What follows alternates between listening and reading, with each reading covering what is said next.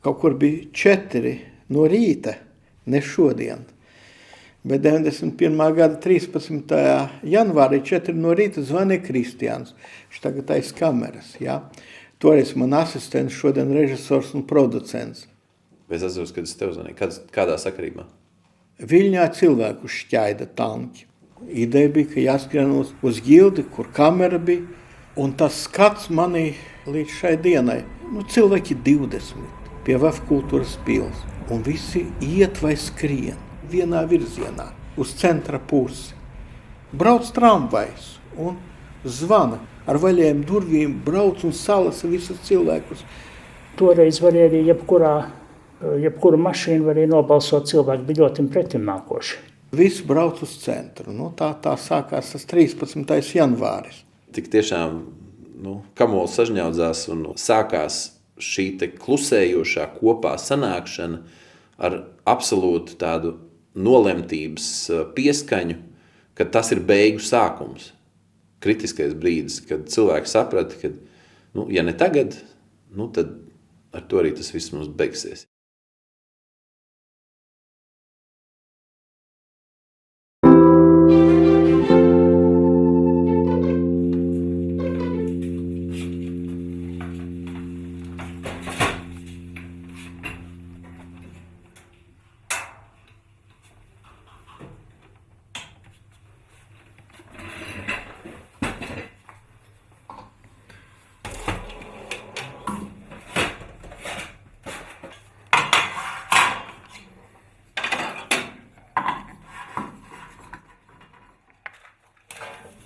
Padomu laikos. Es nezinu, kāda bija Holivudā un citur. Neizmantotos materiālus bija komandai sadedzināt. Neveiksmīgi kādeņi. Tas, kas nav iegājis filmā, lai tas viss ir prom. Un mēs te veiklie censoņi savācām.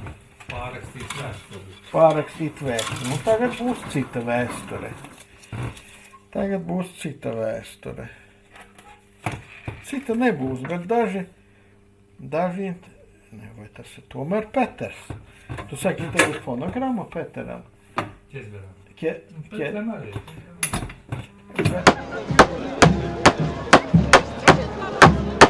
Rīgas kinostudijas kolektīvā aktīvi sekmējiet sabiedrības garīgo izaugsmi un bagātināšanos. Urā! Vien tā mēs savu tautu kopījumu drošībā apliecināsim un savus kopjautas pilnbriedu sasniegsim tad, kad arājiem un ārstētājiem uz kodola enerģētiķiem aizdomīgi nevajadzēs šķielēt un pie biteniekiem bez pamatot uztraukumu varēs pāriet raķešnieki.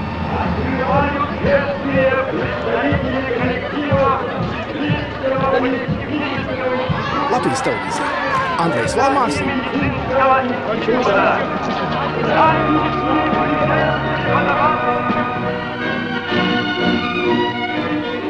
Pārāk ilgi un apjomīgi ir rakstīta, ilustrēta un graznota mūsu jauncelsmes kļūdu vēsture. Paties mūsu tautas kopības prieks. Vien ar demokratizāciju garantējams.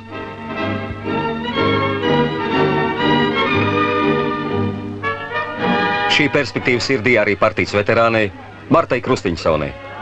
Сколько было сложностей, трудностей, которые надо было преодолеть.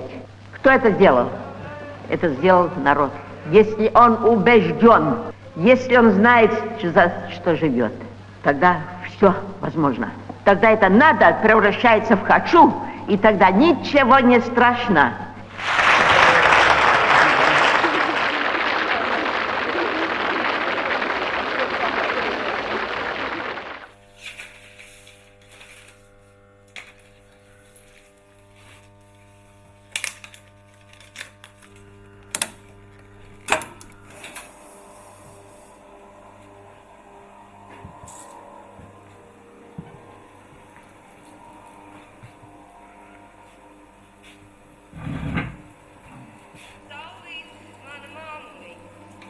Vēršamies savās pāreņu dziesmās. Vai esam sanākuši šeit šodien, lai apraudātu savu māti, mūsu dzimteni? mūsu Latviju. Nē un vēlreiz nē.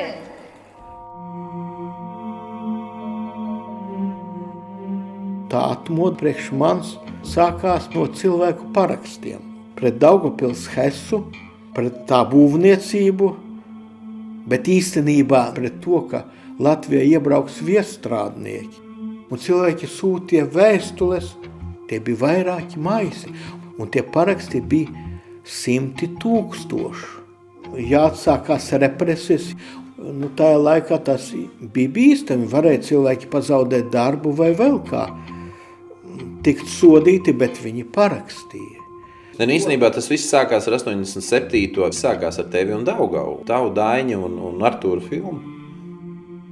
Tur bija darba kolektīvi, kas bija parakstījušies. Ja, tur bija kaut kādas interešu kopas. Ja. Praktiski to var uzskatīt kā vienu no tādiem stūrakmeņiem visam šim te atmodas sākumam, kas lika pirmo reizi padomāt par to, vai mēs esam saimnieki savā zemē. Tālāk bija iespējamas barikādes un viss pārējais, jo bija cilvēki, kas parakstīja ar saviem parakstiem, apliecināja vārdu pret. Pret Хесу tas bija tas sākums. Дорогие товарищи, сердечно приветствую вас от имени Центрального комитета нашей партии. Хочу поприветствовать всех трудящихся, всех жителей Советской Латвии. Поскольку это мое пребывание на латвийской земле первое, и хотелось, по-моему, это вполне естественно, побольше увидеть, услышать, узнать, понять и на основе этих живых впечатлений составить свое собственное представление. Gorbačovs, Gorbačovs filmēja 87. gada ziema kaut kādi. Viņa bija diezgan drēgns laiks, un tad pie Ļeņina pieminekļa mēs uzfilmējām Gorbačovu. Tur pie manis pienāca Valsts drošības komitejas pārstāvs, kuris pazina Nadziņš. Tu esi pārkāpis visas noteikumus, un turīt vairs vispār nestrādās kinostudijā. Jo tur mēs tikām instruēti, un es piegājis kādu soli pa tur tam. Es jau ar jaunības maksimālismā gribēju laikam pēc iespējas labāk nofilmēt un tikt tuvāk, jo es pat sajūtu, kādas smaržas ir lietojis Reisa Gorbačova. Ja? To es kā šodien atceros. Es bišķiņ noraustījies biju, jo es domāju, tanī laikā bija jauns neklātienes students Maskavas, ko es padomu iekārtā, kur es filmēšu, vai es varēšu tādu pa operatoriem, man Valsts drošības komitejas. Bet kaut kā pret mani nekādas represijas nesekoja, par ko es biju izbrīnīts. Я не знаю, как получилось, но сегодня день большой.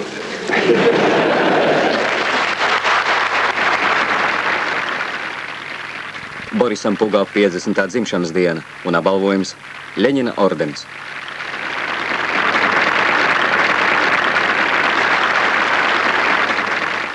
Я надеюсь, та традиция, которая воспитала его, сказала, я одну прошу тебя, продолжай дело стрелков латышских. Вот это верность делу большому, оно должно, как до сих пор определяло и будет определять, а все остальное в частности.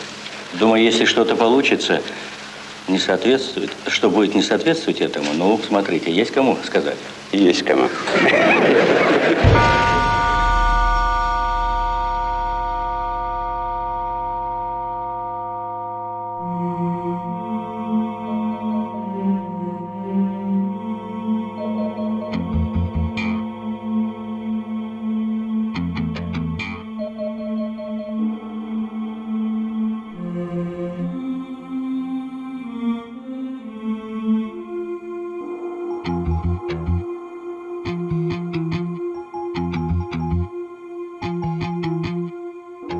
Tad, kad bija Helsinku grupas gājiens pie brīvības pieminekļa, tas pirmais no Basteņkalna, man vajadzēja filmēt tos riteņbraukšanas svētkus, bet man bija arī rezervē Melnbaltā filma, un es arī to uzfilmēju, visu to gājienu, visu, kas tur notika, un tas praktiski bija vienīgais profesionālais kino materiāls. Pēc tam kolēģiem parādīja, un pēc tam Laima Žurgina gribēja izmantot viņa filmā pilnmetrāžu mani dēlu, bet viņš bija pazudis ar galiem.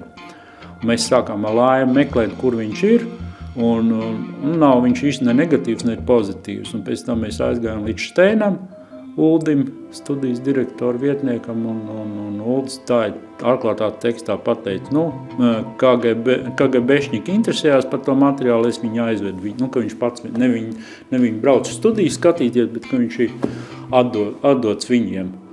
Vienkārši baigi žēl, tas tāds, unikāls materiāls.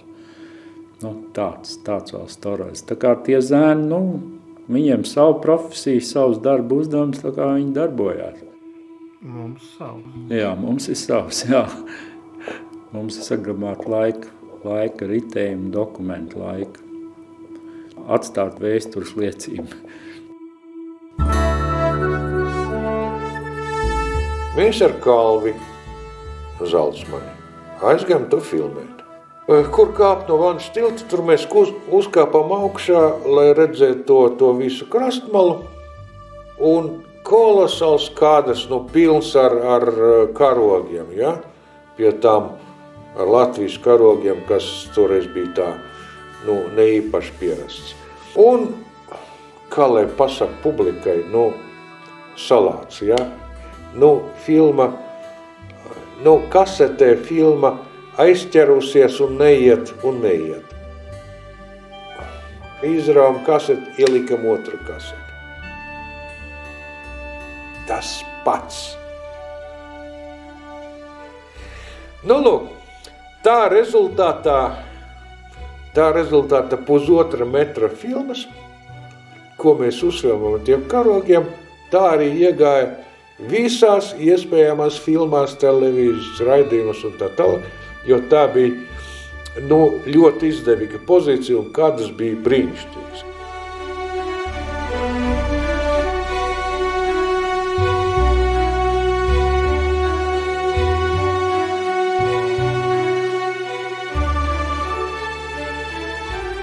Meža parka tautas manifestācija. Ja?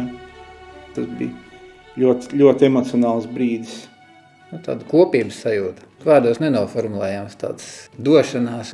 Mēs gājam zem vienām emocijām, visi. Mēs bijām vienoti, kad šī sajūta bija visiem mums, ka mēs daram pareizi. Un tā lielā tāda tuvības sajūta vienam pret otru, man liekas, latviešu tautai nekad, es neatceros, kad tāda sajūta būtu bijusi vēl, kā tas bija tad. Tad, kad mēs saprotam, ka viss ir pie mums un viss ir mums jāizdara. Mums tā valsts ir jādabū atpakaļ. Mēs viņu dabūjam. Jo man profesija noteica to, ka man tur ir jābūt. Un es tur biju.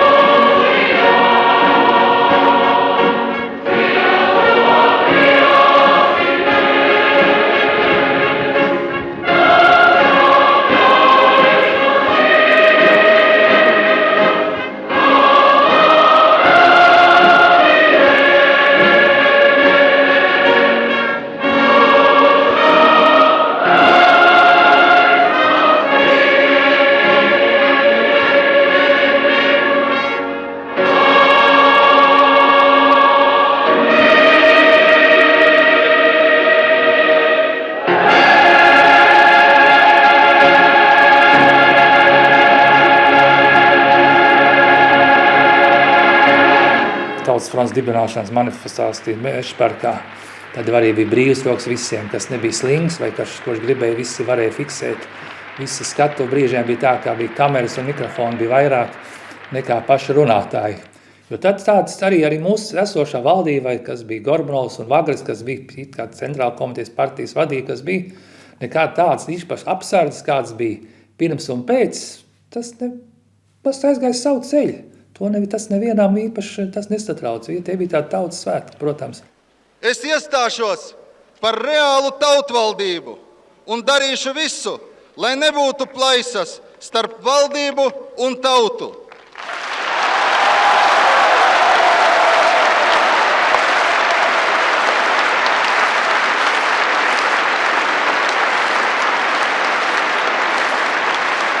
Cienījamie klātesošie, mēs šeit saņemam ļoti daudzus lūgumus un pat draudīgs aizrādījums, ka fotogrāfi un pārējie korespondenti, kas šeit atrodas uz skatuves, ļoti traucē skatīties.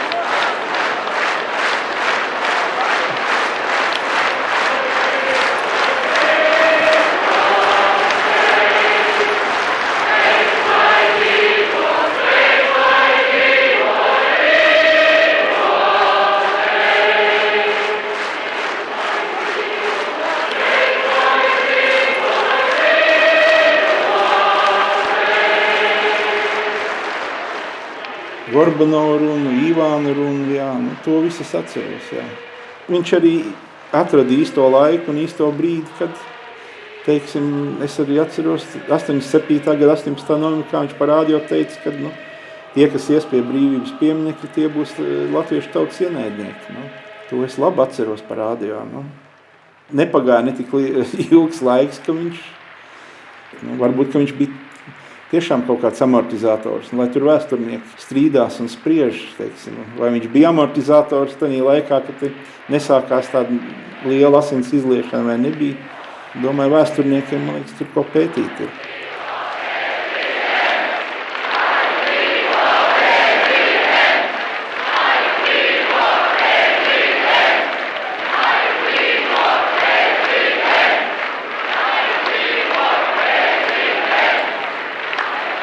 Cienījamie klātsošie, šeit ir ienākušas zīmītes ar jautājumu. Mēs vēlamies zināt, vai Latvijas PSR partijas pirmais sekretārs ir šeit, tas ir kopā ar tautu. Latvijas komunistiskās partijas centrāla komitejas pirmais sekretārs Vāgris un arī pārējie centrāla komitejas sekretāri, arī ministra padomes priekšsēdētājs atrodas šeit.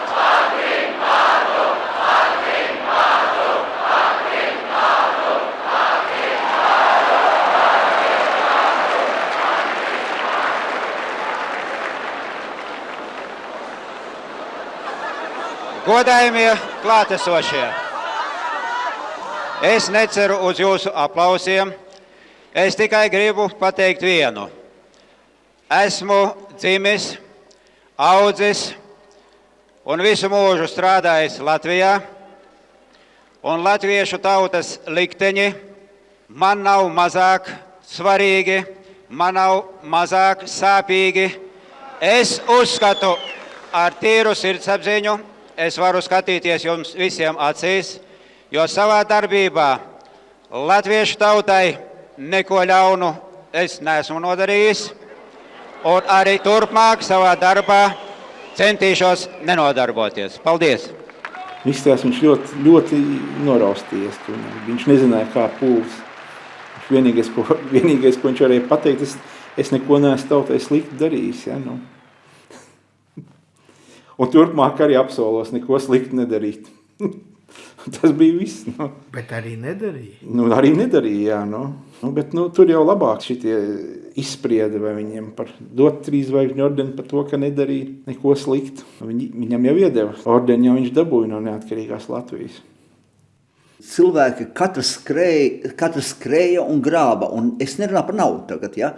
Bet katrs kaut kur, un savākt visu šo baru, kuram katram savs uzskats pēkšņi, kuram katram sava vieta liekas un tā tālāk, un savākt visu to baru bija neiespējami, jo kas tad bija pats galvenais tajā laikā? Nu, protams, ka kronika. Kam interesē mākslas kino?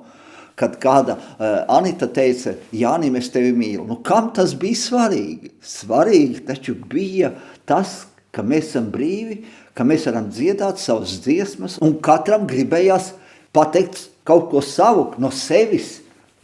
Jebkuram, administratoram, operatoram, visi gribēja atstāt savu nospiedumu.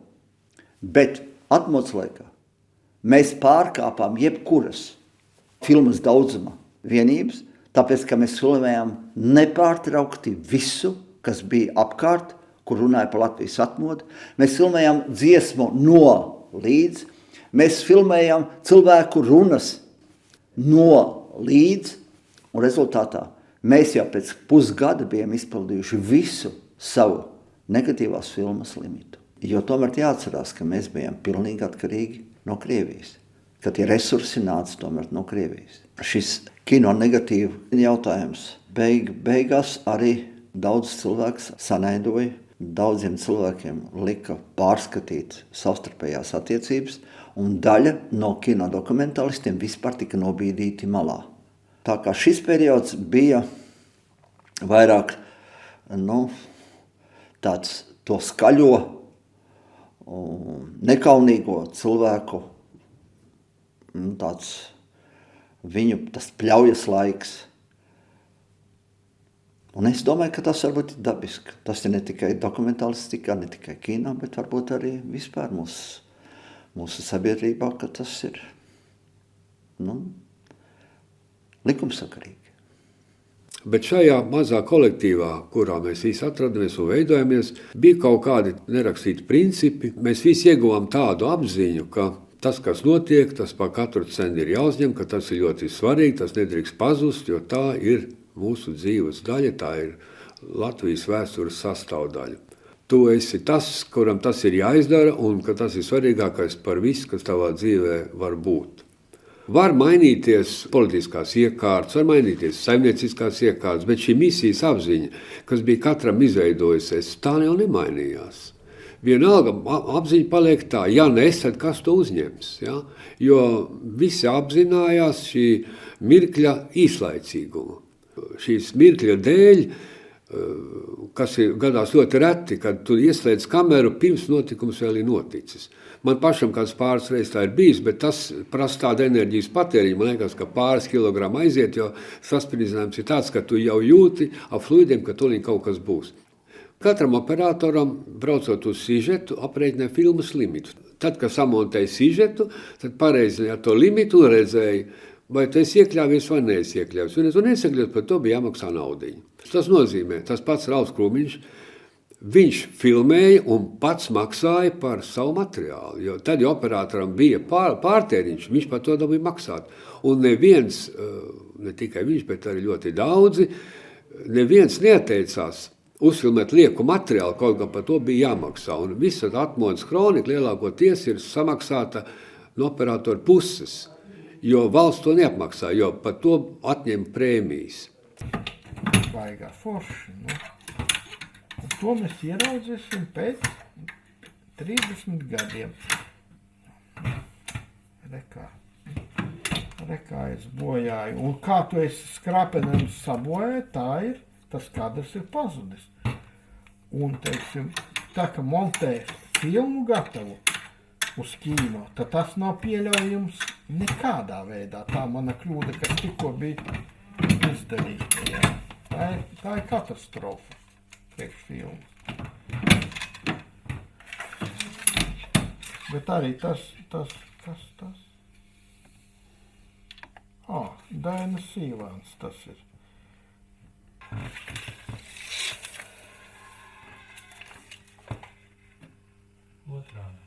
Otrādi, jā. Nu ko, jātim. Kāds dzīvs? Kāds dzīvs? Tu redzi viņa, ne? Jā. Jā? Šitā Viņš pagadies pret man tā mirkli. Es tad konstatēšu, kur man ir palicis asums. Dainis Ivāns, varbūt, ka tas pats jocīgākais. Mēs esam atraduši kadru, Aivar, kur Dainis Ivāns un vēl viens tieši tāds pats Pinkainis svīterī. Jā, un tagad es redzu, ka Pinkains ir, svīters ir, krekls ir, bet vai tas Dainis Ivāns? Kurš no viņiem? Un tas kadrs dēļ kaut kā nav ielikts filmās nekur iekšā, nekad. Nu, mēs apskatīsimies, varbūt, ka kāds atpazīs. Jā, ne? Un varbūt, ka tu uzfilmēji. No. Tagad es paskatīšos. Nu, pilnīgi keyboards tagad. Otrais kongress. Ir tā sajūta, ka šobrīd notiek vēsture, kad ir kaut kādi acīm redzami vēstures grieži, kuru viņi aizvedīs, mēs to vēl nezinām, ja? Bet kad ir tas brīdis, kad dokumentālistam ir jāstrādā intensīvi, to laiku ir jāpiefiksē, un tas arī notika. 1.2. jūnijā Radošo savienību plēnums, kurā bija visa radošā inteliģents pārstāvēt, un prezidijā sēdēja vēl centrāla komitejas sekretāri, un otrs puses sēdēja Radošo savienību valdes priekšsēdētāji, un zālē bija rakstnieki, un kinematogrāfisti, un muziķi, un dzejnieki, un politiķi arī. Un kadros arī var redzēt tādas nianses, piemēram, ir kaut kāda jūsmīga aplausa uz kaut kādu runu, tā reakcija, un ir, teiksim, 2 cilvēki, kas sēž un neaplaudēja. Un tur, sapcīt, arī tas Vulsons pateica to slaveno frāzi, kad Latvija ir okupēta. Tur viņš pateica. Un to, kā nu gribiet, nekādi nevar apiet. Tas tomēr ir pateicis publiski. Un tad laikā tas bija pirmais, kas to pateica. Ja. Kāda apstākļa dēļ viņš to pateica, tas ir cits jautājums, bet viņš to pateica. Ja. Padomju varas izveidošana Latvijā ir izlemta 1939. gada 23. augustā PSRS un Hitleriskās Vācijas neuzbrukšanas līgumam pievienotā slepena protokola 1. pantā. Teritoriālu un politisku pārvērtību gadījumā Baltijas teritorijā, iekavas Somija, Igaunija, Latvija un Lietuvā, PSRS savas intereses īstenos ar īpašiem pasākumiem. 17. jūnijā Sarkanas armijas divīzijas agri no rīta pārgāja mūsu austrumu robežu. Galvenie padomju spēki ģenerāla Pavlova armija nāca no dienvidiem. Tas uzdevums bija, es citēju pašu uzdevumu, ieņemt Spilves aerodromu, Rīgas raidītājs, telegrāfu, dzelzceļa staciju un tiltus pāri Daugavai. Daugavmalā novietot lielgabalu baterijas un tankus kaujas gatavībā. Latvijas teritorijas ieņemšana ir jāpabeidz 20:00 17. jūnijā. Mēs aizbraucām Ribbentropa plaktu filmēt uz Bonnu. Augustā taisa, ka bija Baltijas ceļš. Bāvrīks, Tālis, Margēvičs un es. Un viņš Ivars netika, viņam laikam bija Baltijas ceļš jāfilmē.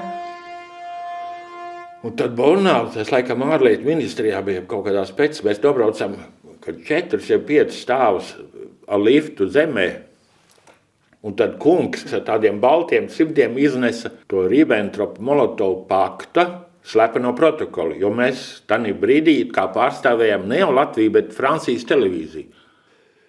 To Ribbentropa paktu, jūs jau ziniet to politisko situāciju, kad Gorbačovs nevarēja atrast savā seifā, vai ne to, kad tie nekā dokumenti nav zinām, kur ir kaut kā dokumenti.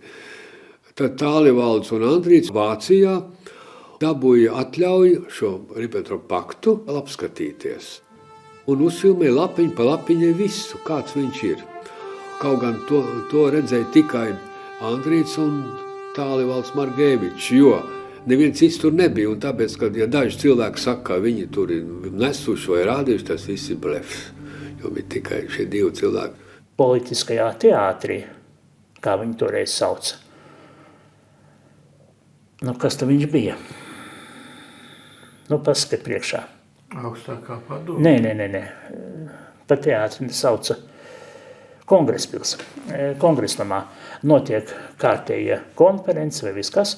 Ne visi cilvēki iekšā varbūt arī tika, bet atmodas laikam sākoties parādījās VHS kameras, bija iespēja filmēt stundām. Bija cilvēki, kas uzlika kameru stundām filmēja. Mēs ar kinofilmu bijām spiesti iekļauties dažās minūtēs. Mēs visu laiku domājam, ko filmēt, ko nefilmēt. Uz durvīm tiek izlīmēta tikko iznākusi atmodas avīze. Un cilvēki aplīp ap logu un lasa jaunāko, kas tajā avīzē ir paziņots. Tam cilvēkam, kas ar VHS kameru stundām filmē, tam, protams, nav tāda kadra. Šodien es esmu vairākās dokumentālās filmās redzējis tieši šos manus kadrus, kā ļoti zīmīgus, trāpīgus, kas parāda cilvēku lielo interesi, kas parāda preses vietu, kur ir zaudēta šodien filmēšana uz kinofilma. Tas nav tikai tehnisks aspekts, bet arī labs ar to, kad viņš uzliek ierobežojumus, kas pārauga kvalitātē.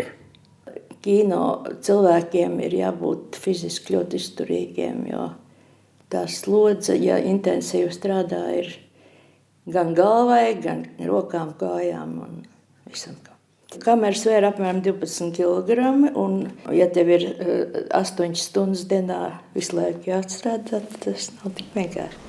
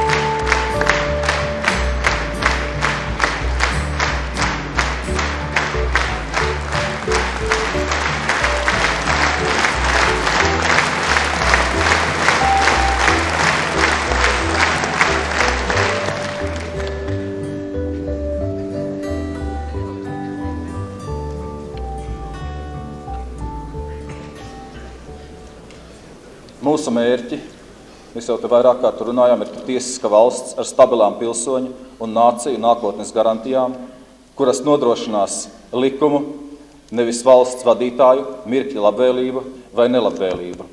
Es ticu, mēs būsim vienoti, ticu, mēs būsim augoši, mēs uzvarēsim, ja ticēsim, ja augsim līdz savai ticībai.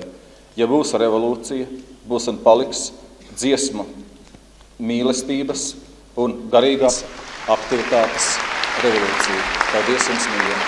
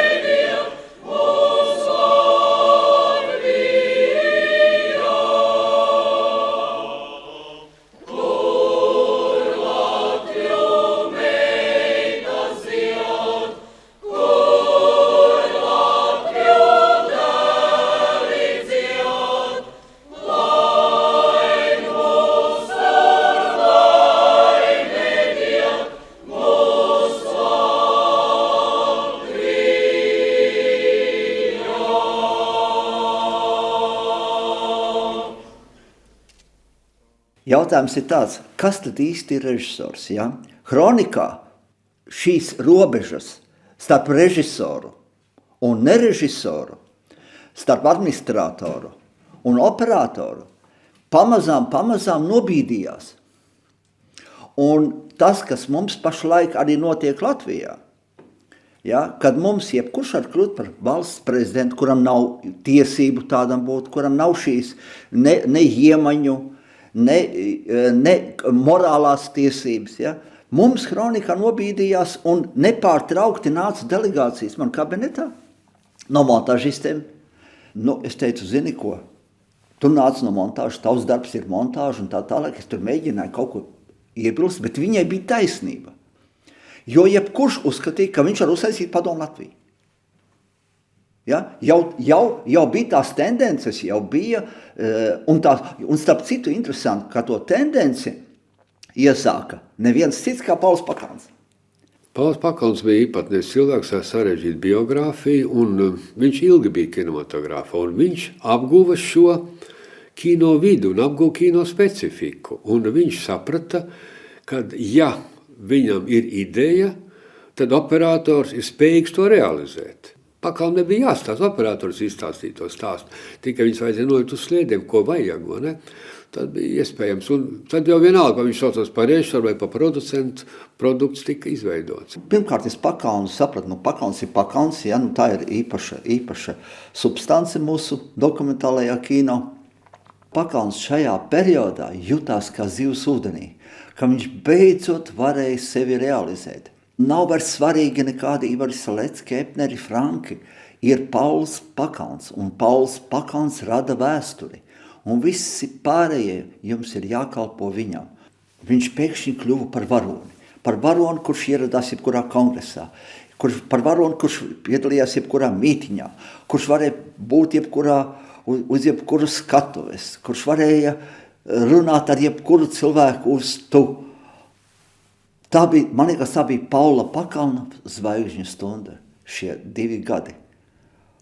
Ar savu vienu roku viņš nolika to cilvēku tur, kur viņš bija baidzīgs. Teica, nu tad sākam. Pakauns jau nebija režisors. Piedod. Kā režisors. Pauls Pakauns kā režisors. Pauls Pakauns kā režisors. Neatceros, piedodiet. Paulu ļoti labi atceros, bet tos materiālus, kur es viņam kā režisoram esmu filmējis, neko neatceros. Vai tu nefilmēji Arifleks no tavas filmas? Arifleks ir mans, jā. Jā, tavs gan. Tur bija tāda epopeja kopā ar Paulu Pakaunu. Nē, bet tas bija forši īstenībā.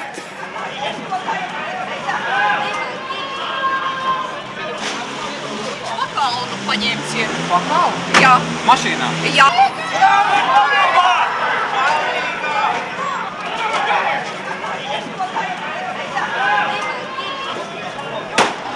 Viņš filmēja visu laiku un īsti tur nevarēja saprast, par ko ir filma. Vai tā ir viena, vai tās ir tur 5. Es nezinu, ka viņš dabūja filmu, arī viņam visu laiku kaut kur tur bija. Un mēs tikai braukājām krustu sērs pa visu Latviju. Un, protams, viņam patīk tur visu pakomandēt, kas tur būs. Nav zināms īstenībā. Filma ir, tur viss ir un braucam, tad jau redzēs, jā. Viņam filmas montāža nebija svarīga. Viņš montāžistiem lika neiedomājams uzdevums. Viņas teica, ka viņam jāiekļaujās ir tādā un tādā metrāžā. Viņš teica, tas nav svarīgi. Pret viņām izturējās kā pret kalponiem, kurām vajadzēja vienkārši izpildīt viņa rīkojumus. Varat iedomāties paši, kāds skandāls tur bija. Vai arī es viņu noņemšu no filmas, un es ar montāžistu pats to iztaisīšu.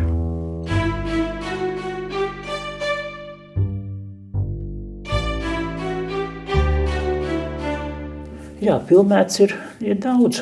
Filmējām gan tautas kustību, gan interfronti, tā saucamo interfrontes kustību, kas bija pret latviešu tautas brīvības izpausmēm, kuri savos stadionos rīkoja, Krišķana Baronielā stadions rīkoja mītiņas, kur bija arī ļoti labi apmeklēti. Tā apmeklēšana gan bija tāda, kad strādniekus palaida no rūpnīcām, lai būtu daudz cilvēku. Un toreiz cilvēku kā kameru, tā bija caurlaida visur. Jo likās, ja cilvēks ar kameru, tad viņš ir savējais.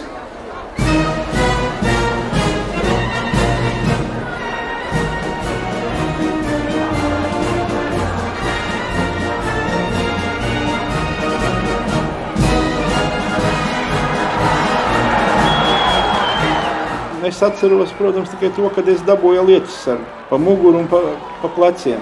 Un visādas lamas, teiksim, savā adresē saņēmu. Tur tās sievietes bija daudz agresīvākas nekā vīrieši. Teiksim, viņas bija naidīgākas pret žurnālistiem, pret operatoriem. Bija kaut kāds interfrontes gājiens.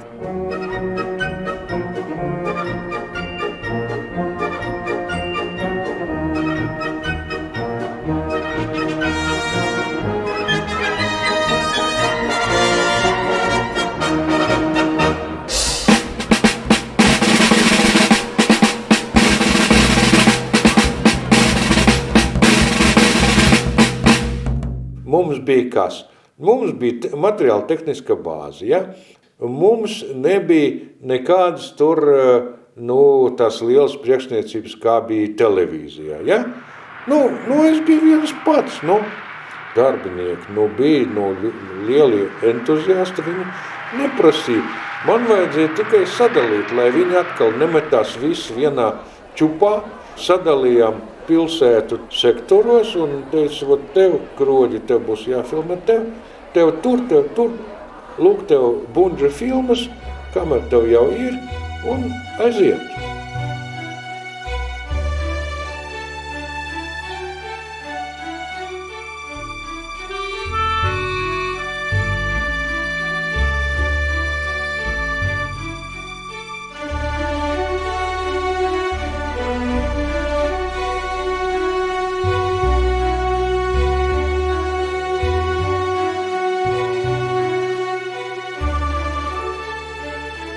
Šaubos, ka tur bija pieteikta filma Barikādas tajā laikā jau. Man liekas, ka tas bija vienkārši tā. Filma bija, kamera ir un ejam. Kaut kā mēs pašorganizējamies. Jo pie manis mājās bija filma. Kameras visiem bija jau...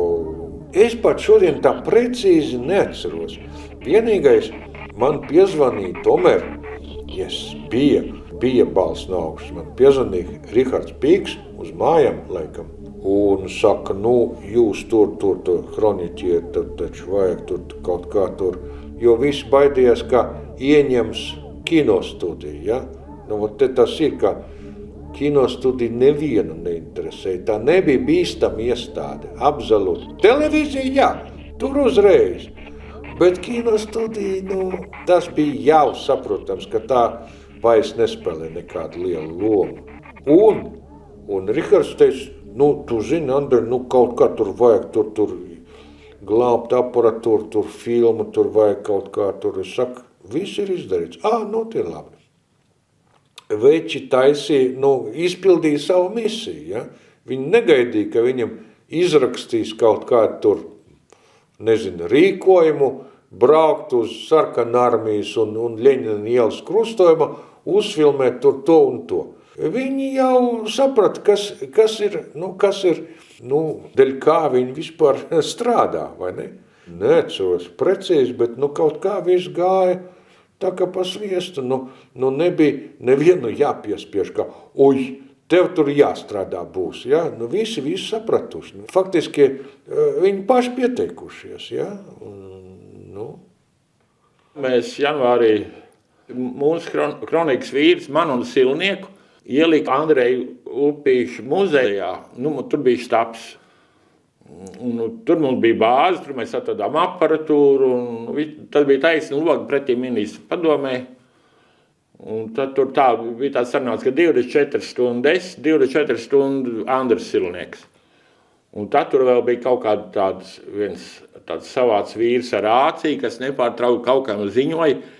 Pabrauc mašīnu, numurs tāds un tāds un tāds. Man liekas, ka militāris. Viņš spēlēja pilnīgi tādu zorgi. Viņš bija pilnīgi pārņemts ar to visu, kas notika. Un tad vienreiz mums atbrauc miliči. Tad pirms 20 tā viss notika. Ienāca pilnīgi ar ieročiem un tā. Es saku, jūs esat galīgi, un teicu, šeit var balts ložmetē nolikt tur, es pilnīgi pārbijos, un pilnīgi aptaurēt, ja, tur pie ministrs padomas liks kaut kāds ugunstočs. Un pirmais, ko viņi darīja, viņi izpētīja, kā no Andreja Upīša muzeja var pa jumtiem kaut kur aizlaisties. Ja, viņi gāja uz bēniņiem, jau, kur var kaut kur laisties. Viņi tur veda augšā pa bēniņiem, kā tur līdz Zinavielai vispār tur varēja aizskāpt, ja ļoti gribēt.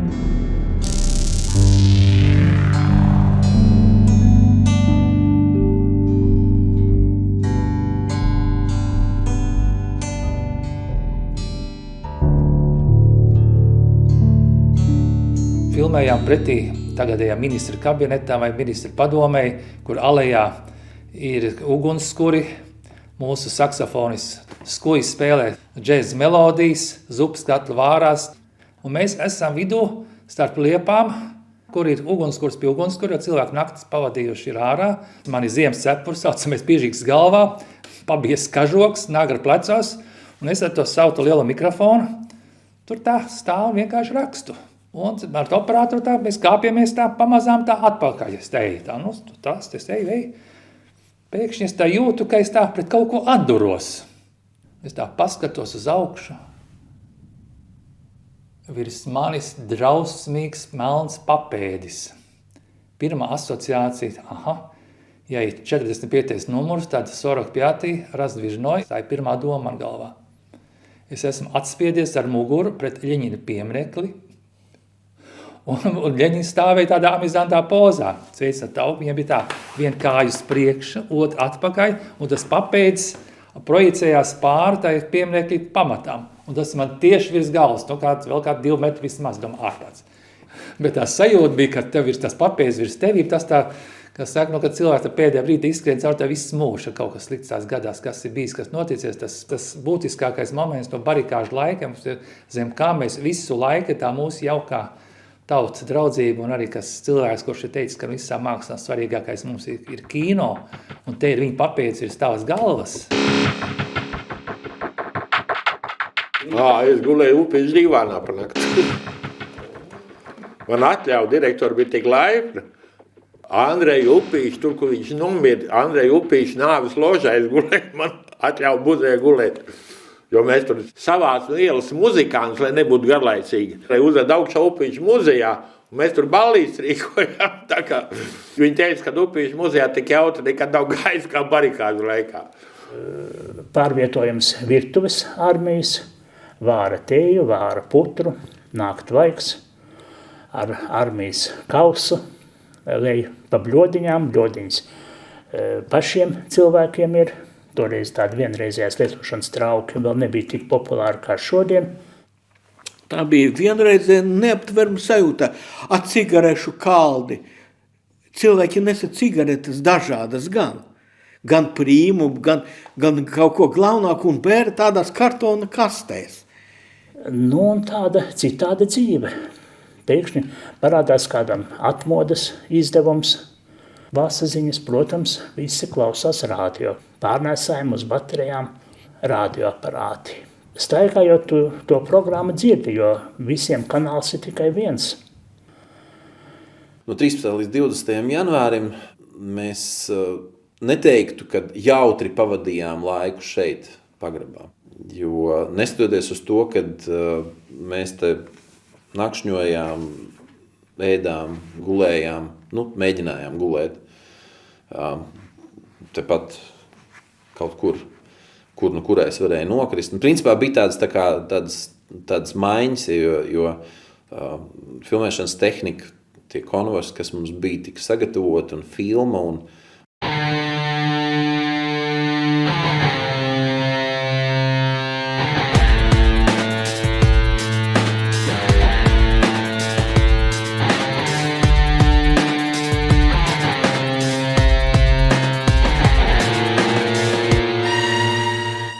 pēkšņi visos kanālos karš. Sākās Irākas karš. Nepatīkama tāda sajūta, ka ar Lietuvu viena lieta nebeigsies. Karš Irākā noteikti kaut kas slikts notiks. Bet nekas nenotika ne nākošajā, ne aiznākošajā dienā. Un tad pēkšņi vienu dienu ārā šauja. Te ir biezas sienas, te nezinu, ka šauja ārā. Šturmē ministru kabinetu. Left the building about 6 hours after the assault began. Es uztraukumā pagrābu kameru ar vienu kaseti kamerā ielādēt, un tātad ar 2 minūtēm iekšā. Un izskrēja ārā uz ģildes kāpnītēm un paceļot augšā acis, vai ne, viss gaiss ar trasējušām lodēm. Ja? Viss gaiss lido smuki, tā kā fireworks.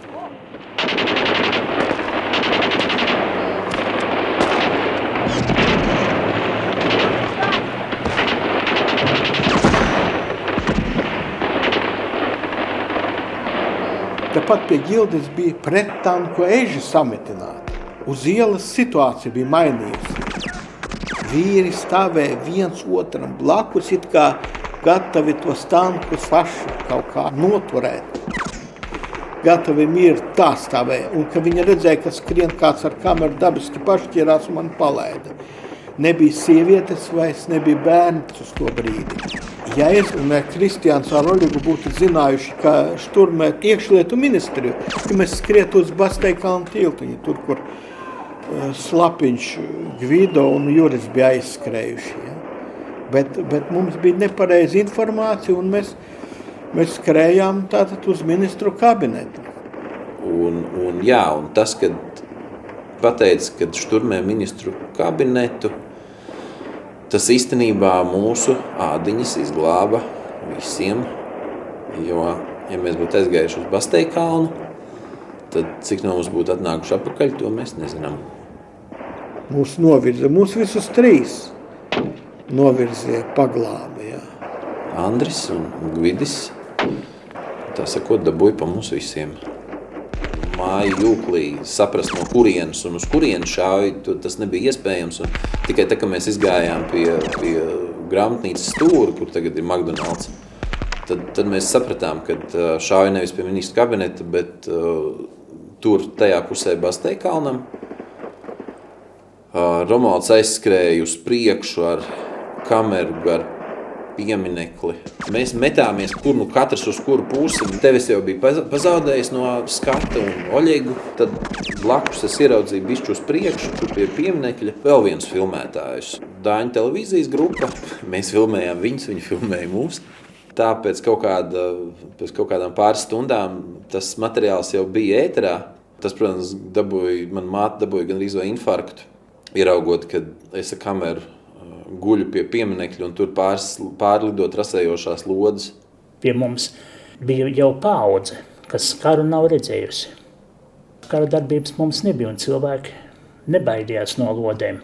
Un mums laida lodes, kur daļa no lodēm bija trasējošās iezīmētas, kuras var redzēt. Un tie, kuriem ir kaut kāda pieredze, jeb saprašana, viņi daudzi cilvēki gulās zemē, lai pasargātu savu dzīvību. Mēs uzņēmu kadru, jo filma bija ļoti jātaupa. Mums rokas kamerās konbasos, bija kasetes ar 60 metriem filmas, tas ir tikai 2 minūtes laika. Šodienas fotogrāfi un filmētāji, viņi var smīnēt par to, ka grūti filmēt vai vēl kaut ko, jo ir fantastiska materiāla jūtība. Toreiz bija jebkura nakts filmēšana bija problēma. Ielas apgaismojums viņš bija mazs, un izrādās, ka no liela uztraukuma es neesmu masumu iestādījis tam katram, bet viņš vienalga daudzreiz izmantots. No augšas viss tas laukums, kaut kādas cilvēku grupiņas ir estetika, ja mēs skatāmies vecu materiālu, jo sliktāk, jo labāk, bet šeit nav tas gadījums. Ja tas ir tavs materiāls, tu gribi viņu maksimāli labu. Pie Laimes pulksteņa stāv tramvai, apstājies tramvajs un atvērtas durvis vaļā. Cilvēki stāv uz augstākā pakāpiena, tā kā, lai labāk redzētu, kā lodes lido. Tā kā atskan šāvienu, cilvēki noguļās, noslēpjas aiz kāda šķēršļa, lai netrāpītu kaut vai atsitusies lode. Un cilvēks skatās tā kā tādu lielu šovu. Es zināju, ka kasetē man ir 2 minūtes tikai, un nebeiz uz tramvaju tērētu filmu. Un visu savu apzināto mūžu es nožēloju, ka es to tramvaju neesmu uzfilmējis. Es domāju, cik tas būtu šodien zīmīgi. Tā laikā nenozīmīgi, bet šodien, kā tie cilvēki tur stāv. Un tagad šim projektam tinot filmas galus, pēkšņi es atradu tramvaju. Es patiešām biju nospiedis knopi kamerai. Bet šitāds gabaliņš, apmēram 1,5 sekunde ir uzfilmēta taupot filmu. Bet tas tramvajs, kā tajā pustumsā bija uzfilmēts, tā ir. Un tālāk es par patreiz Francijas vēstniecības ēku arī netiku. Tur priekšā stāvēja omonieši ar automātiem, un īstenībā nebija ko filmēt. Līdz iekšlietu ministrijai pārāk tālu, man nebija tāda optika, filma nejūtīga. Piebrauc omonieši, atved ar Volgu patronas, ar vieglu automobīli. Te ņem tas patronas ārā, te viņiem izbira, pēc tam veči nāca tie paši omonieši ar slotu, slaucie patronas. Kaut kā tāda neadekvāta rīcība, tālumā pie iekšlietu ministrijas trasējušās lodes uz mūsu pusi. Tad tam omonietim kaut kas nepatika, kas mūs tur tā kā vaktē, bet es tur nebiju viens, aiz manis bija cilvēku siena, kas stāvēja. Es biju 3 metri, 2 metri priekšā. Un tas omonietis, kas tā kā vaktēja to tautu, lai nelien tuvāk, un vienu brīdi viņš izšāva mums priekšā pret asfaltu automātu kārtu. Tas lodes sašķīs pret asfaltu, tas ir ļoti riebīgi. Kad uz tavu pusi pat šāva. Un nezinu, kāpēc iebāzu roku kabatā, papīrīši izvelku ārā, johaidi ziepju taloni. Ziepju taloni, tāds baltas ziepes tirgoja uz taloniem, tā kā mēs skaitījāmies daudz bērnu ģimene, mums 5 cilvēkiem to talonu bija diezgan daudz. Ja mani aizved kaut kur uz kādu slimnīcu, kurš tas skatīsies talonus manās kabatās? Kas aizies zūdībā. Saprotiet, kādas stulbas idejas var cilvēkam nāk prātā. Pat vieliņi tur uz stūri stāvēja vīriņam, pasaka, ne, tur tagad nevar iet, tur ir šaušana. Tā es gāju riņķī pa Ļeņinielu, Brīvības ielu toreiz bija Ļeņinielu, neatceros. Pārgāju pāri pa tiltu, vēl dzirdēju, ka tur lodes kaut kādas sitās pa to Brīvības pieminekli. Skatos, Brigita Krūmeņa stāv. Viņa saka, vai tikko kā sašāva tur. Es eju, un viņa saka, nē, tur tev mājās ir bērni, tev nav tiesības tur nekādas vispār iet, tur šauj, tur tev ņems un nošaus, un te velk to slapiņu tur tajā brīdī vilka garām, ne? Te šaušanas naktī bija tā, ka mēs bijām nedēļu nodežurējuši, un tā bija pirmā nakts, kas man bija brīva. Un taisni tādā 20. janvāra dienā beidzās mana maiņa, un Andris Silnieks atnāca. Mēs kaut kur ap 9 vakarā aizgāju mājām, es tur netālu dzīvoju Antonijas ielā. Un tikko es ienācu mājās, es jūtu, ka sāk šaut, un es to savu logu redzēju Basteikalnu. Un es redzēju, kā pa Basteikalnu lodes lido. Un es nekad neaizmirsīšu, pēkšņi zvana telefons, dzīvoju komunālā dzīvoklī, garš koridors, zvana telefons, un brālis Ivars prasa, Andri, kur tu esi? Lai cilvēks saprast, toreiz nebija nekāda mobilē telefona, nekas nebija. Viņš man zvana uz dzīvokli un prasa, kur es esmu. Es saku, Ivar, ja tu man zvani uz mājām, kur es varu būt? Es esmu mājās. Dievu dēļ nekur nejāra, nekur ejāt tur ārā šau. Es saku, Ivar, man logi iziet uz bastei, galvu, es ļoti labi redzu, kas notiek, nekur neej. Es vienmēr visu laiku atceros vienu dienu. 1991. gada 20. janvārs. Tad, kad aizgāja bojā Andris Lapiņš, es tajā brīdī biju pie brīvības pieminekļa, ja? Un tur bija ļoti daudz cilvēku vakarā jau. Un skatos uz Basteikalnu, es neko neatvēru. Uguntiņas iet, zib, uguntiņas iet, ja? Tad es nesapratu, ka tie ir šāvieni, ja? Es nesapratu. Un es biju tik priecīgi tādā ziņā, pie šie brīvības pieminekļa bija dažādas valodas un šis barikāžu laiks, doma laukumā un šie ugunskuri un ēdienu un vienības kopības sajūtas bija tāds milzīgs pacēlums, kur tiešām nevar aprakstīt, to var tikai izjust. Ja? Un tikai pēc tam vēlāk es sapratu, lūk, tās lodes, kas tur zibēja, tās zibēja gan tam jaunajam puisītim, kas aizgāja bojā, gan Zvaigznem, gan Andrim Slapiņam. Ir tikko nošauti tavi divi kolēģi, vēl citi cilvēki nošauti. Saprotiet, uz viņiem nešāva tā kā svētais gars, tie paši Omons, Latvijas pilsoņi, jeb Latvijas iedzīvotāji tā laika šāva. Tā kā tik rožaini tas viss nebija. Ja? Tu sagatavoji ar iespēju attīstīt filmu šeit uz vietas, Ģildē, pagrabā. Mums bija radušās tādas aizdomas, ka laboratorijā varbūt kaut kas varētu notikt ar to unikālo manā skatījumā uzfilmēto kaseti. Un tīstiem šitie pat kaltējām uz šnorīti. Dabiski tā ar filmu neapietās normāli, jā. Tad putekļi vairāk, bet tīstiem paši. Ir dažādi cilvēki, tāda man sajūta bija.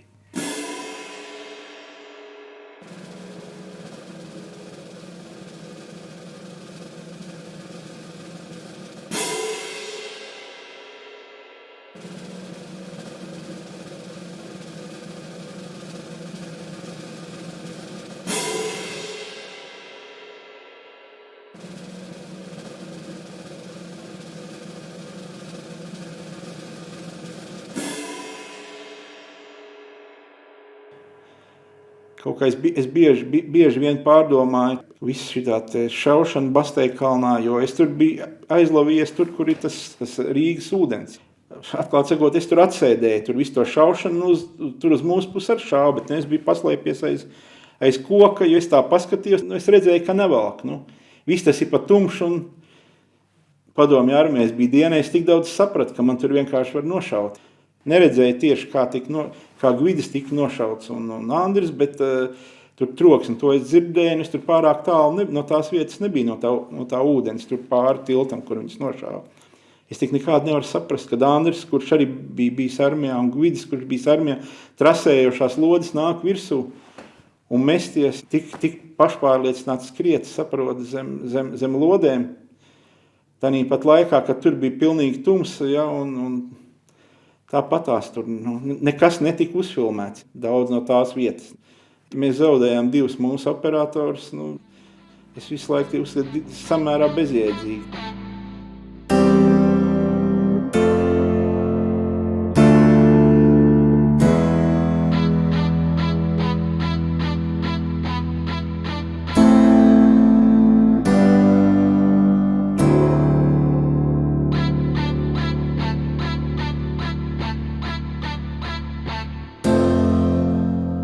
Andris Lapiņš man nāk pa to ieliņu, viņš man nāk pretim, un mums bija tāds sasveicināšanās veids, un mēs tā ar roku viens otram uzsitam par roku, un viņš aiziet pa to ieliņu tālāk.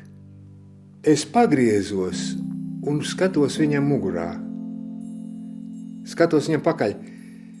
Viņš kā jau pagriezies, kā iet, viņš tā aiziet neatskatīdamies, taisni aiziet, un es līdz galam noskatos, ka viņš aiziet un pazūd tur līkumā. Viss.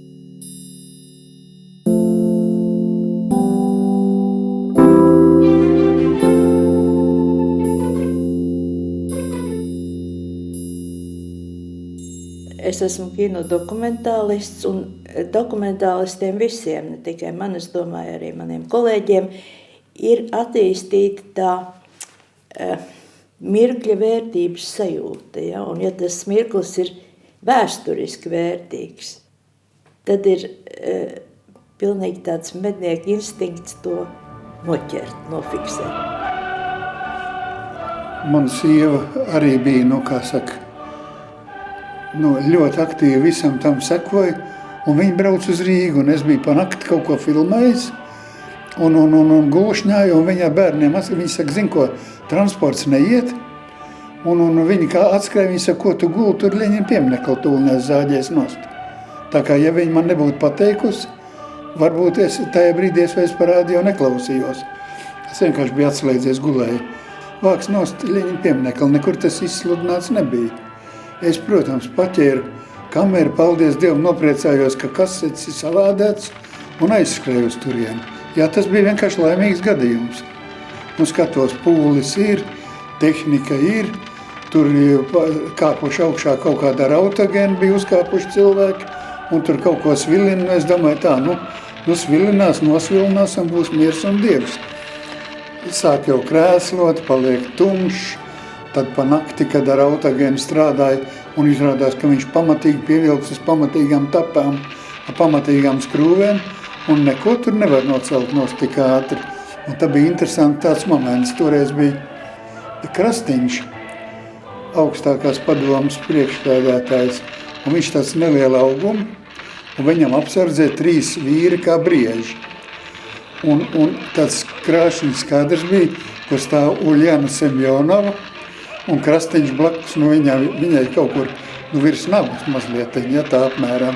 Katrā ziņā krietni zem krūtīm, un stāv tie 3 brieži, kas ir ruļēji līdz padusēm, un pa starp vīd tā Krastiņa galviņa. Ja? Tas bija tāds, un tālāk stāv kaut kādi cilvēki ar amerikāņu karogiem, ar leišu karogiem, ar igauņu karogiem. Viss tāda svētku noskaņa. Un cilvēki tikai nāk, un neviens neiet prom. Un kas atnāk, tas paliek. Un sāk jau tā rīta gaismiņa. Un tā es tikai sāku tā domāt, no sākuma es tā braši pafilmēju. Tā es domāju, tas drīz nevar būt, ka tas būs ilgi. Un tā domāju, jāsāk taupīt to filmiņu. Un beigās es skatos, nevar nozāģēt un nevar. Un sāk jau šūpot un pūlis. Jau sāk palīdzēt ar skaņu. Un mēģina tās kustības it kā pātrināt, lai beidzot nocelt to mūsu vadoni. un pļurk tur neceļās nost. Un tad tās ovācijas, ka beidzot, ka viņš nogāja no tās pēdējās tapas nost, un ka viņš pacēlās gaisā, tā bija ārprātīgas ovācijas. Un es tik rēķinu, kaut man tā kasete, kaut man pietikta kasete līdz galam, un tas kadrs bija, ka Ļeņins paceļās gaisā, pariņķo tur pāris reizes, un tad viņš tiek nolaists uz zemes. Tad bija tāda neliela klusuma pauzīt, un es domāju, paldies Dievam, izdevās. Izdevās noķert šito unikālo brīdi. Tas.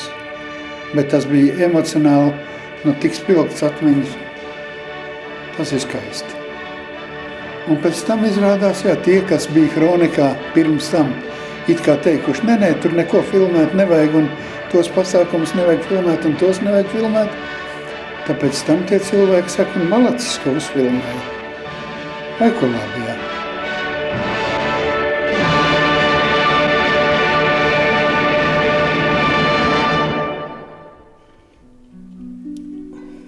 Jā, tie bija ļoti skaisti laiki.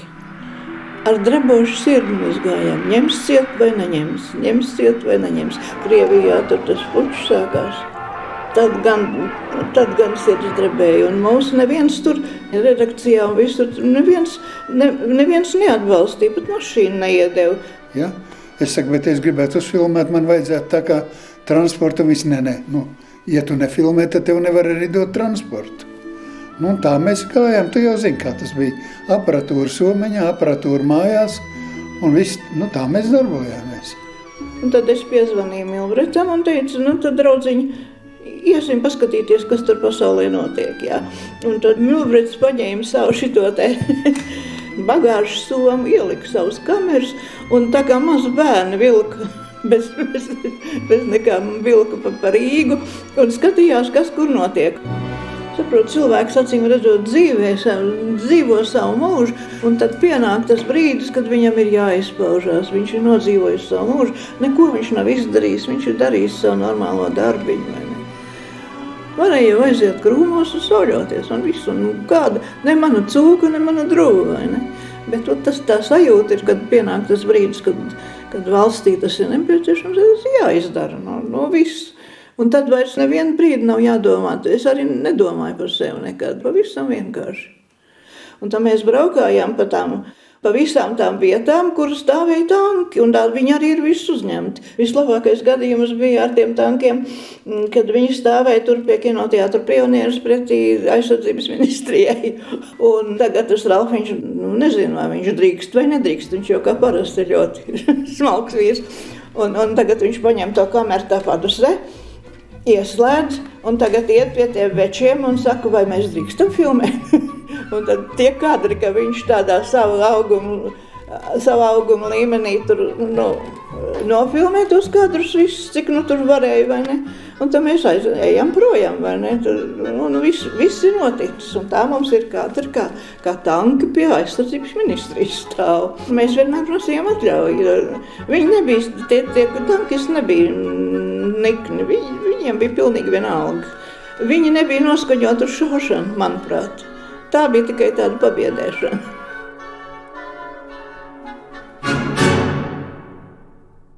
Un par Augusta Puču arī bija tā ļoti interesanti. Man pēkšņi zvana 6 no rīta telefons. Un zvana viens Maskavas kino kritiķis.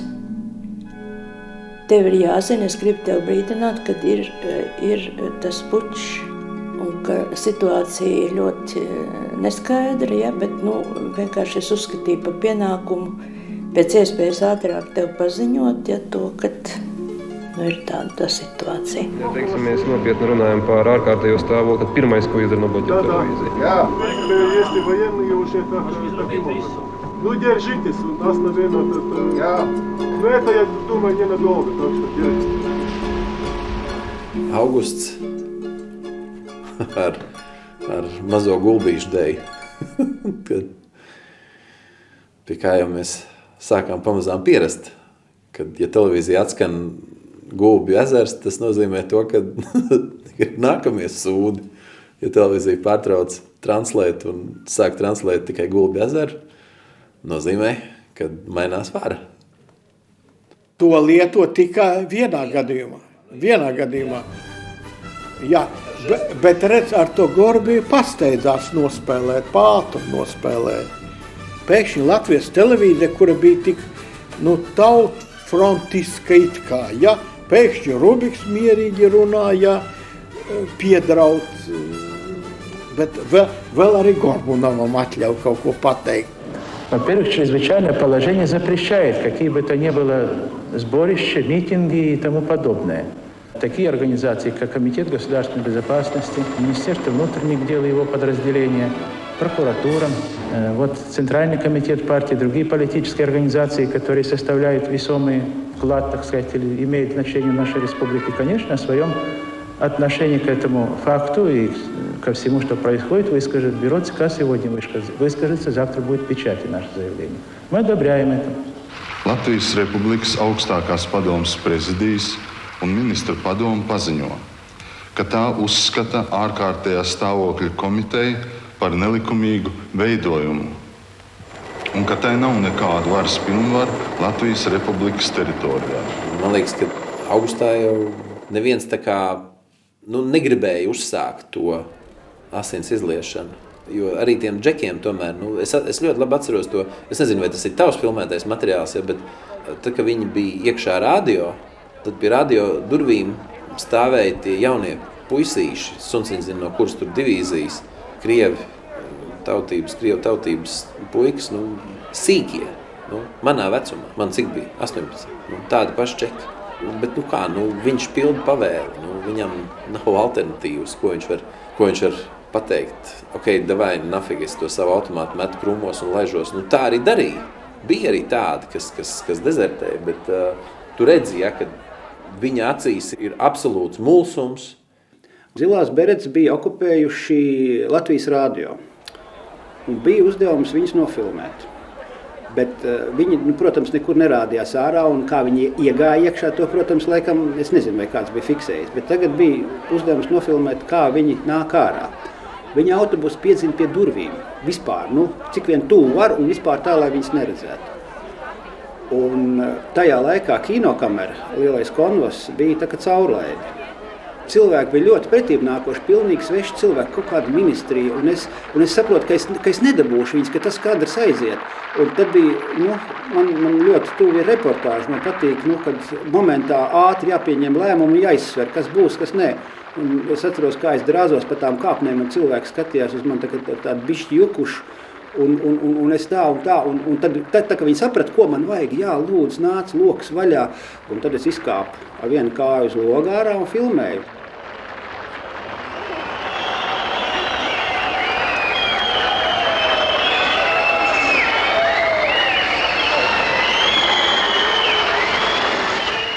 Bet, ja mēs runājam par mums pašiem, tā bija tā uzdrošināšanās. Piemēram, to ar, ka tu tur visos tajos bēdiņos, kur jūs visi sēdējat.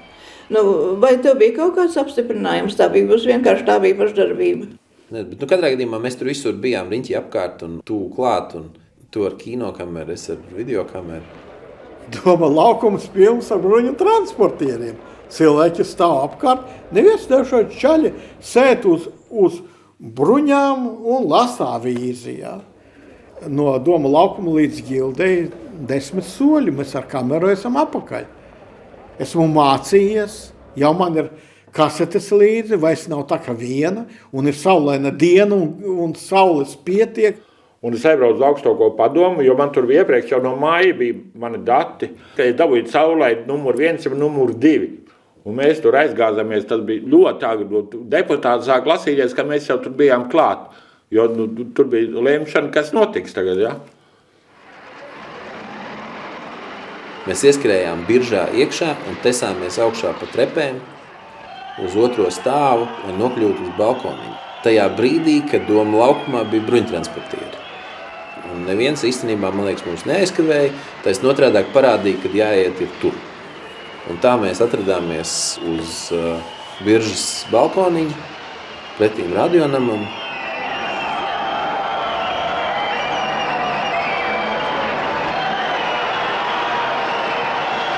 galvenais viņam bija pieņemt to deklarāciju. Un man bija kasete 2 minūšu garumā, un es sapratu, ka es kaut kāda zemapziņā bija, ka tas ir vēsturisks mirklis. Kopš 19. augusta valsts apvērsuma rezultātā izpildīt mūsu neatkarības deklarācijas prasības par mūsu neatkarības atjaunošanu sarunu ceļā ir kļuvis neiespējami. Un pēc tam jau tur sākās ažiotāži, ka tie tanki jau doma laukumā, ka viņi tuliņ būs augstākā padome un tā. Induls Bērziņš.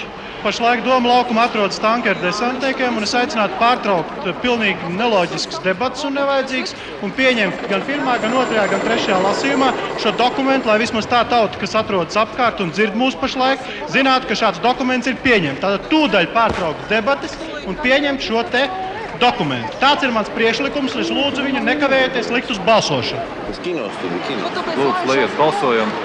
Tieši tāpēc es te stāvu. 114 pār, 18 pret un neviens neatturas.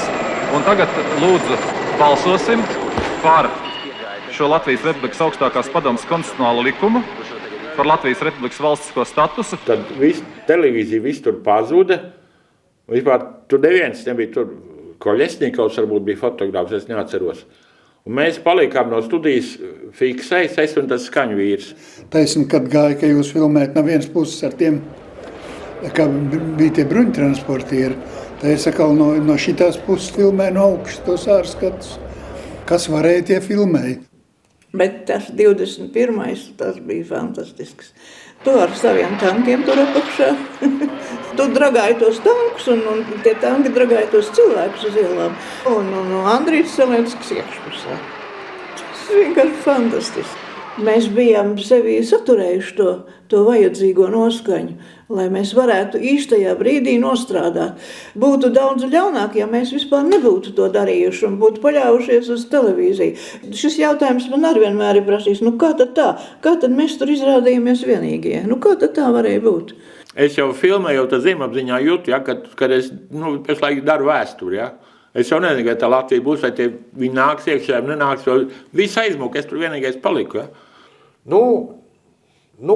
Katrs darīs savu darbu. Tas ir tikai normāli. Par ko te brīnīties?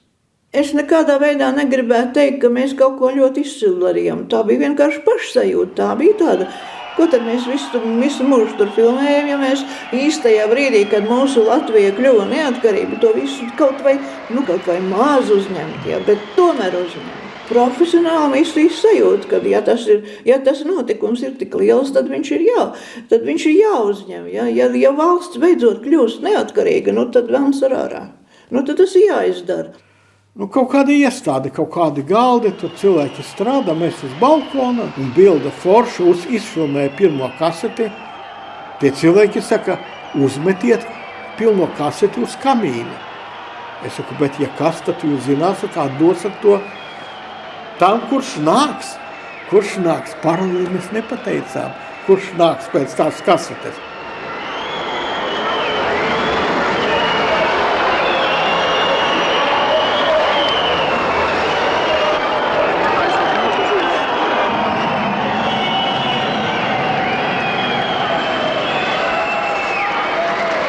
Un kasetē laikam bija palicis metrs, un tad Oļegs uzfilmē to slaveno astīti, kur Norītis Krūzītis, kronikas priekšējs, Andrejs Apsītis, galvenais redaktors, ir atnesuši no Šmerļa atveduši vēl filmu.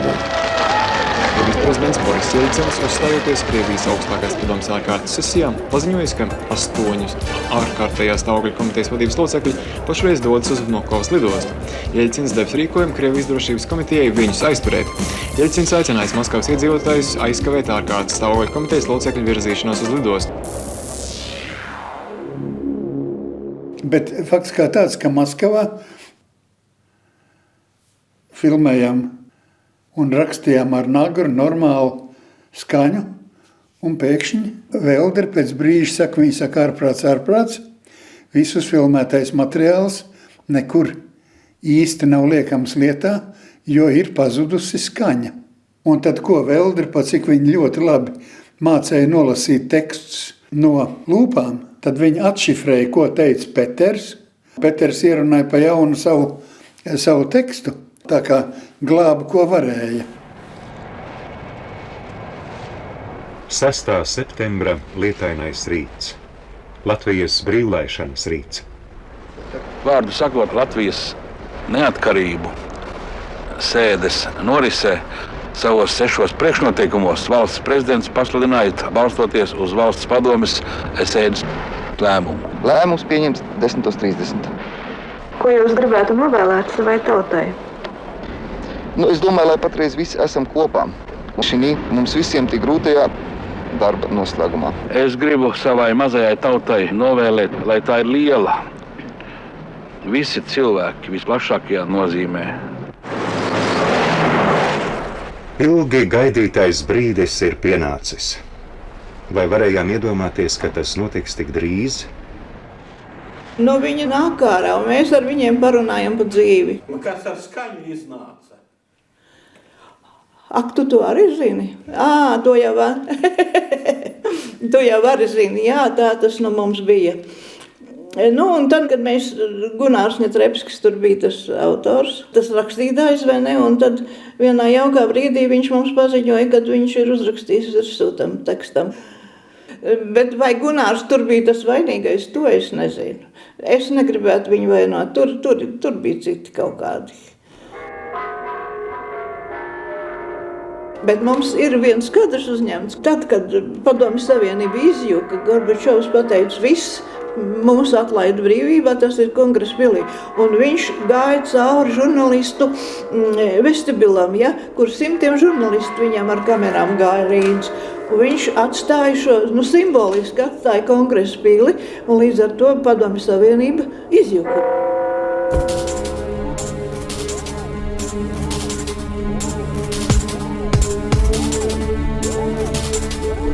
Ar ko bija jātiek galā tāda vienkārši.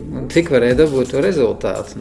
Tagad tā brīnās, kā tas var būt. Ja ir tāds notikums, kas notiek, un kad ir visas tās tehniskās lietas, kas tur, ar ko jātiek galā, tad jau tā baigi ļauties tam notikumam var nevar. Tad tomēr ir jāsako, tur tā kā tādam dakterim druscīt jābūt. Visu laiku ir jāskatās, lai tur laikā visu padot, laikā visu tur būtu, nekas tur aķīs nebeigtos. Tāpēc arī es atceros, ka tu 4. māju Saimē, kad man ir kaut kas tāds, tur bija viss jāsaka, lai tur pats nepazustu arī kaut kur, un tāpēc nav tāda.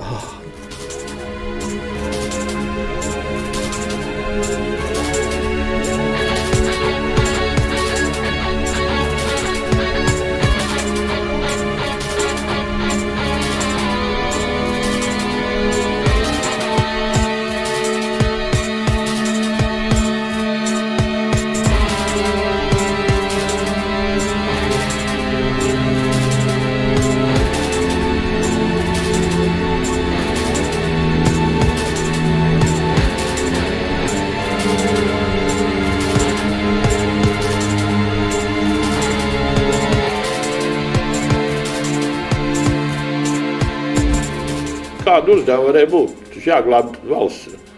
Protams, mēs jāglāb, bet jāpiedalās. Bet es zinu, ka no kronikas laist ārā kādu darbu uzdevumu, mēs paņēmām vienkārši kameras un braucam prom, nevienam neko neprasīja. Gan jau pienāks laiks. Es vienmēr dzīvoju to pārliecību, ka ja šie cilvēki, kas šodien ir to nenovērtē, tad tie, kas būs pēc 10, 20 vai 50 gadiem, ka tie to materiāli novērtēs, ka viņam būs kaut kāda renesanse. Tas unikālais kadrs, kas man ļoti patīk, ko es toreiz arī uzfilmēju, pilnu kaseti, es stāvēju augšā, kad pasludēju to Latvijas 4. māju, tad es ieliku 18 objektīvu, izbāzu roku un devu roku visiem Imantam Kaldiņam, Džemai Skulmei, Albertam Bēlam, tad kādu visur tagad rāda, mana roka, 18, un es spiežu visiem rokas, vienā rokā konvas, un visiem paspēju rokas, ir unikāli kādu Bēlu, ka es satieku, viņš vienmēr ļoti laimīgs, kad viņš riegājas vēsturē, un mana roka arī riegājas.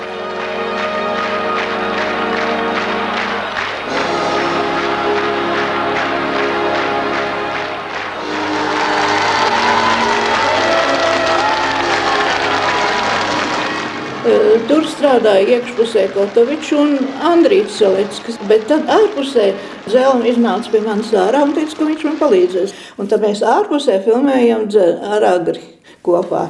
Bija ļoti jāfiltrē, ko filmēt, ko nē. Es jau griezos ar riņķī, kad tauta skaitīja. Ivars Briedis par Ziedonis Ziediņš, par Andris Bērziņš, par Jānis Zinevičs, par Edmunds Krasniņš, par rezultātā par nobalsojuši 138 Latvijas tautas deputāti, vienam atturoties. Kamēr skaitīja nobalsojušos 1, 2, 3 un tas atbalsojās tajā pūlī un ar katru balsi ar vien pūles kļūst skaļāks un es tā kā virzījos tuvāk Saeimas kapnītēm un tajā brīdī, kad visi operatori metās filmēt tos, kas nāks ārā pa durvīm un man radās iespēja tur uzkāpt augšā. Liels bija tas satraukums. Tad, kad es uztaisīju 2 kadrus, man beidzās filmiņa. Jā, fotoaparātā 36 kadri. Un to, kad filmiņa beidzās, to es konstatēju tikai tad, kad es biju uztaisījis vairāk nekā 36 kadrus. Un es turpināju fotografēt aiz tā, ka bija tādā eiforijā, tādā sajūsmā par to apkārt notiekošo. Jā, un godīgi sakot, maigi izskatoties, man bija kauns. Es ar to fotoaparātu centos piesakties no tā, ka es nevaru nomainīt to filmiņu tajā brīdī. Viņas vienkārši nebija.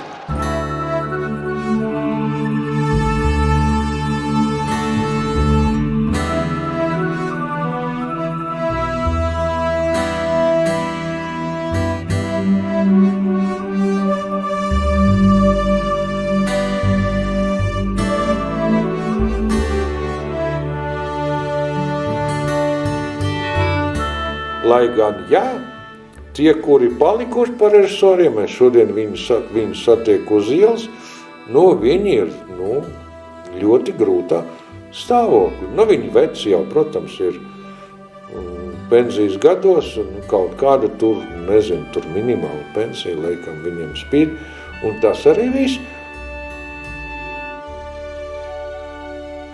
Skaists laiks bija.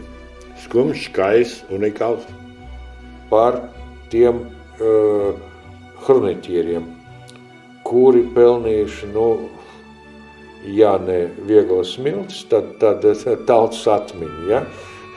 Ka viņi tomēr kaut ko ir izdarījuši un tas kādreiz noderēs.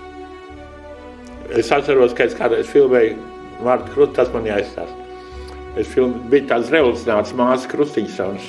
Es neesmu, ja būs revolūcija, es piedalīšos atkal, viņš saka. Tas man ļoti brīdņam lēkā. Revolucionārs saka, ja būs revolūcija, es piedalīšos atkal. Tas ir, es to pašu varu teikt. Ceru, ka nebūs nekāda revolūcija, un nebūs jāpiedalās, un kad arī nebūs.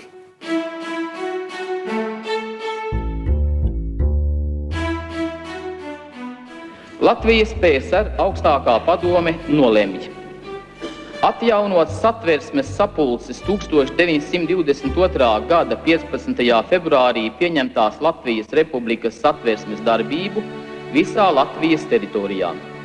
Latvijas valsts oficiālais nosaukums ir Latvijas Republika, saīsināti Latvija. Latvija, Latvija.